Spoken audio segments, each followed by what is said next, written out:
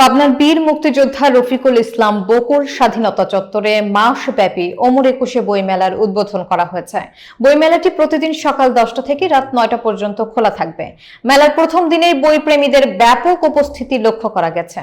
বিস্তারিত থাকছে জাহাঙ্গীর আলমের প্রতিবেদনে। ক্যামেরায় ছিলেন সোহানুর রহমান। ফেব্রুয়ারি মানেই বইমেলার মাস।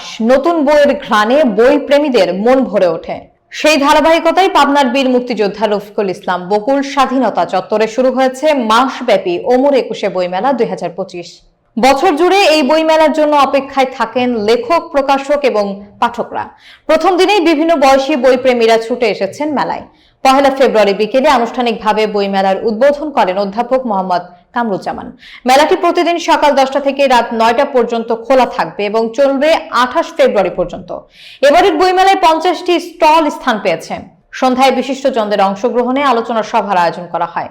রাতে মনোমুগ্ধকর দেশাত্মবোধক গান পরিবেশিত হয়।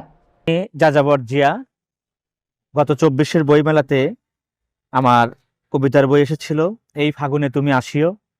এবারের বইমেলায় পাল পাবলিকেশন থেকে আসছে বলি নামে আমার একটি থ্রিলার উপন্যাস।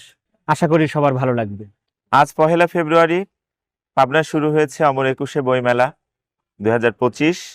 আমি সপরিবারে বইমেলাতে এসেছি আজ প্রথম দিনেই। আমি সকলকে অনুরোধ করব আপনারা আপনাদের পরিবার সহ এই বইমেলাতে আসবেন, আপনাদের পছন্দের বইটি সংগ্রহ করবেন, এটাই আমার প্রত্যাশা। আমি মায়ের পরশ থেকে অনুজা সাহা আছি বইমেলাতে। আজকে বইমেলার প্রথম দিন, আপনারা সবাই আসবেন। খুব ভালোভাবে উদ্বোধনী অনুষ্ঠান হয়েছে, আপনাদের সবাইকে আমন্ত্রণ থাকলো।